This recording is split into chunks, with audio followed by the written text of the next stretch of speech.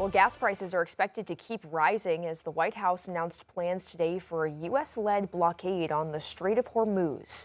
Terry and Small has the latest on what the president is saying about the plan and how it could impact the rising cost for gas. The White House announced the U.S. is implementing a blockade of the Strait of Hormuz in the wake of the breakdown of face-to-face talks between the U.S. and Iran. The bad news is that we have not reached an agreement, and I think that's bad news for Iran much more than it's bad news for the United States of America. Vice President J.D. Vance, who led the U.S. delegation during the 21 hours of talks with Iran over the weekend, said negotiations finished without a deal after the Iranians refused to refrain from developing a nuclear weapon.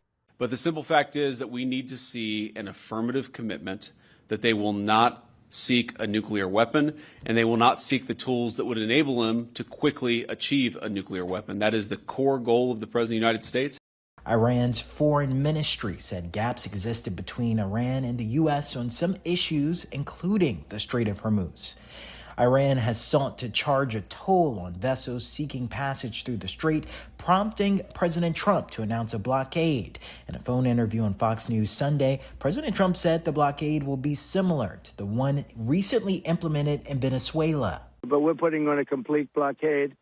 We're not going to let Iran make money on selling oil to people that they like and not people that they don't like or whatever it is. It's going to be all or none, and that's the way it is.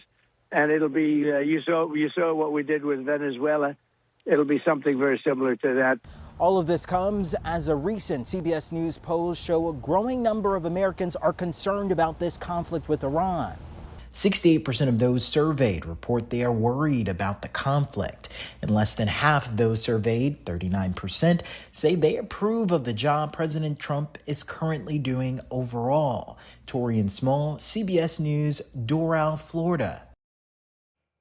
Here's a live look out over the White House tonight. The Pentagon says it plans to begin the Navy blockade in a matter of hours. We'll continue following updates overnight and bring you the latest on developments on 5newsonline.com and tomorrow on 5 News This Morning.